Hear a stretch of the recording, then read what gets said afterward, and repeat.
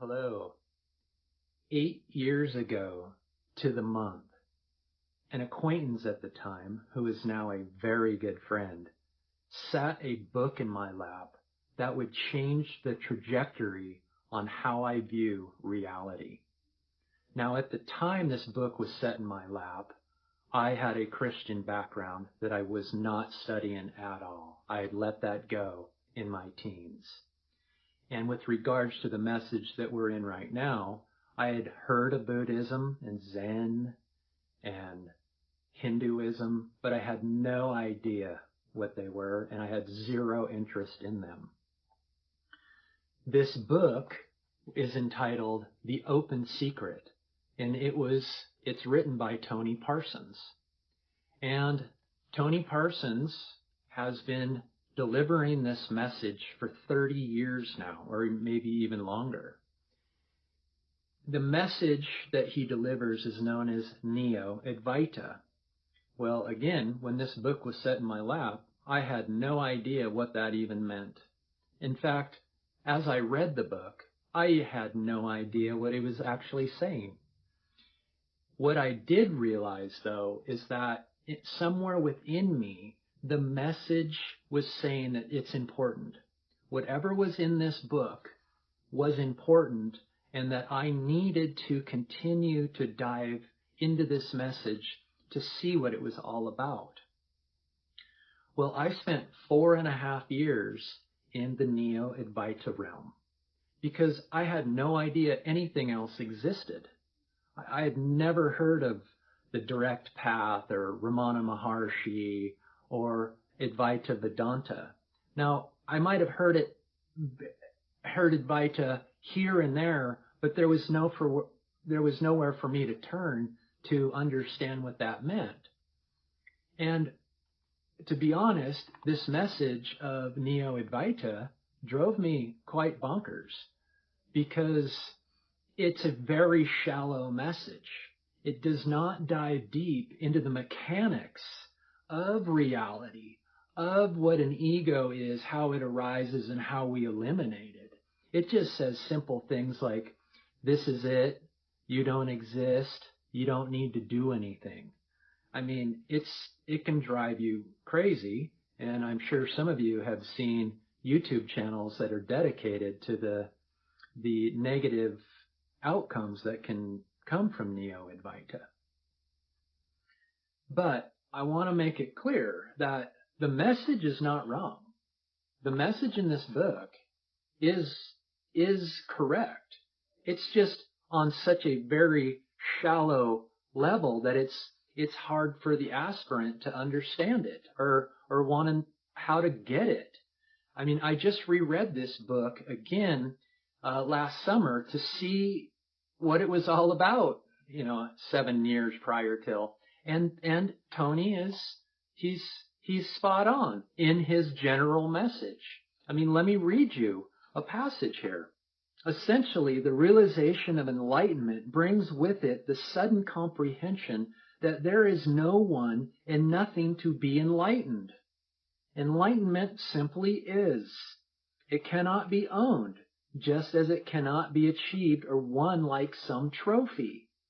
All and everything is oneness, and all that we do is get in its way by trying to find it.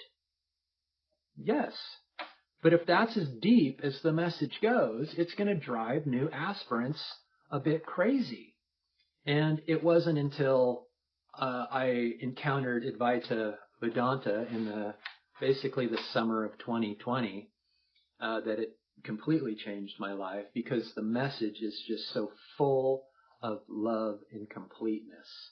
The following clip is from a non-duality session that I recently had. Now, because I had been in the Neo-Advaita realm for so long, the moment somebody starts talking, I can tell where they're coming from. I can tell if they've heard it from Tony Parsons or Jim Newman or Kenneth Madden, any of those Neo-Advaita teachers. And I know where they're coming from. They're lost and they're confused because they're not getting enough substance out of that message.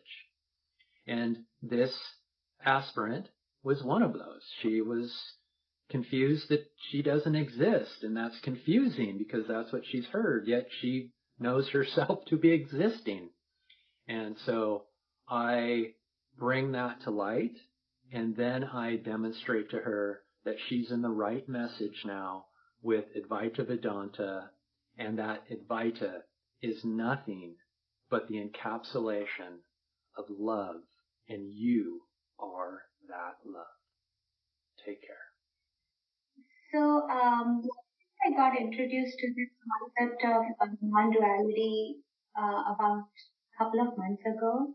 And since then, I've been watching a lot of YouTube videos trying to understand and apply it in my life. And I somehow feel like, it's kind of very dry concept. Like, it's like, I feel like, okay, I don't exist. Nothing around me is the way it looks like or it appears like.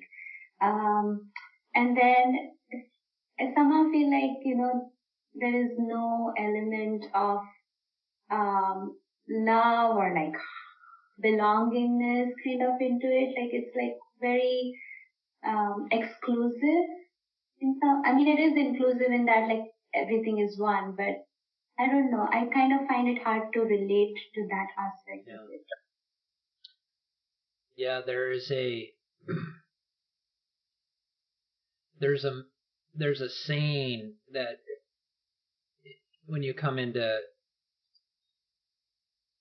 non-duality that you hear a lot, and it's you don't exist.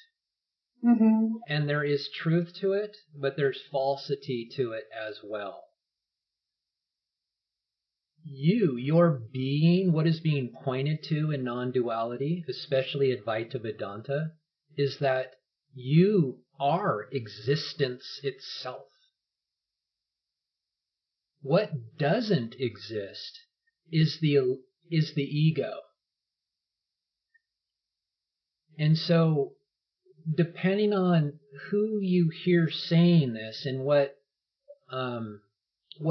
school that you're coming from, if you're coming from like Neo-Advaita, you're going to hear that a lot, that you don't exist. And it seems like a nihilistic message. I mean, I know because I came from Neo-Advaita. I mean, this just came into, all of a sudden it was sitting in my lap. Somebody put like a Neo-Advaita book in my lap like 8 or 9 years ago. And I had no idea what any of this was about. And so I just started reading and, like Tony Parsons and Jim Newman, that message. And there's truth to that message, but it doesn't go deep enough with explanation. It just leaves the mind in this place of like, okay, I don't exist. There's nothing to do. You're already there. And you're like, okay, I'm in. I'm buying it. Give me the punchline. Tell me how to get there, so to speak. And what Advaita says is that you are existence. Because right now you exist and you absolutely know you exist. Right? Right. Yeah, it's self-evident that your existence is the truth. It's truthful, at least.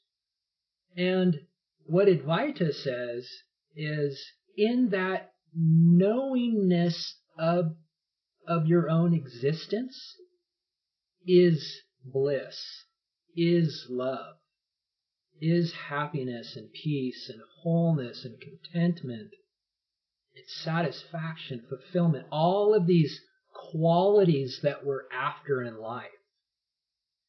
And coming into the Advaita teachings, that is all that is being pointed to, is the happiness that you're seeking, is the, which is absent in Neo-Advaita.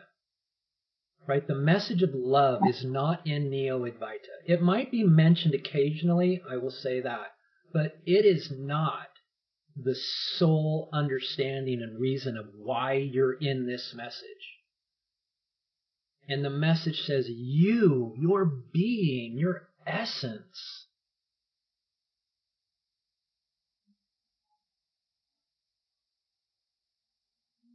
your awareness is yourself, and that is happiness.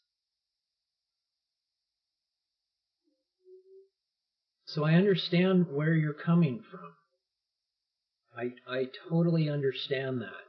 And it wasn't until I found Advaita where it just opened. I'm like, oh my, this is it. This is all about ever-present happiness. It's nothing. It's really about nothing else but how you experience yourself. Because we all want to experience this in a happy, peaceful state. Because we've felt like we've lost something. We're looking for something. We know we're this unconditional love. Right? When we sit with ourselves and we're honest with ourselves, we're like, I know this to be the truth. But how do I get back to that? And that's what we do here. We talk about the path back to that. And it's counterintuitive, the path. It's a destinationless journey on a pathless path. Because it says you already are this. Your job is to remember that you're already this. This is not a nihilistic message. This is not solipsism or any of those other life-denying messages. So you're in the right realm of non-duality now. In Advaita Vedanta, which says you are the love you seek.